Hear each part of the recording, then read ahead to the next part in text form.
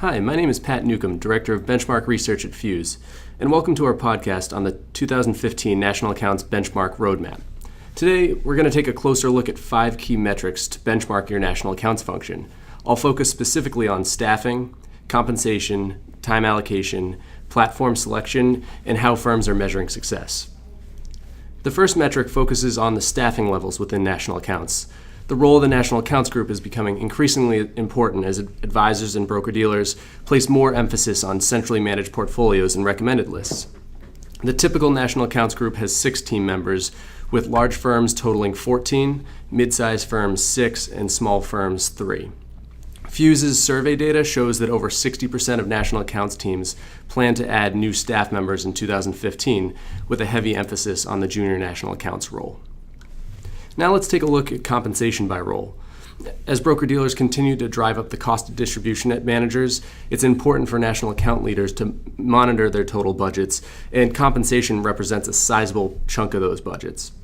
Commissions and bonuses account for a majority of the compensation for national accounts groups, and the percentage of commissions and bonuses increases with seniority. Fuse recommends focusing on the metrics that a national account manager can control at each of their relationships to determine the bonus. The next key finding focuses on time allocation for national accounts groups. National accounts teams are spending almost 50% of their time on externally focused activities, including relationship development, business development, and meeting and events. While this is where they should be spending the majority of their time, this percentage has decreased over the past year.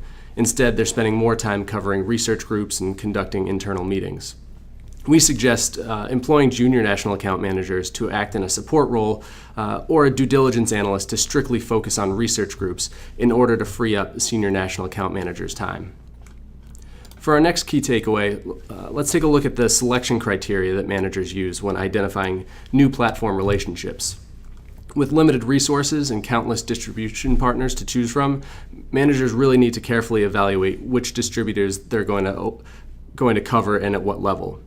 Over time, most firms have developed evaluation and selection processes in an effort to tier their most prosperous relationships and allocate more resources to those.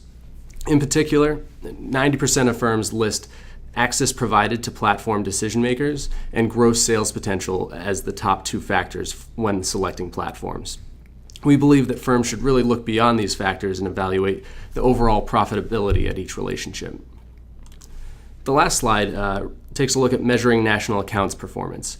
Firms are measuring more factors than they were 2 years ago, and Fuse suggests focusing on metrics under the control of the national accounts unit, including model and advisory platform placements and net revenue.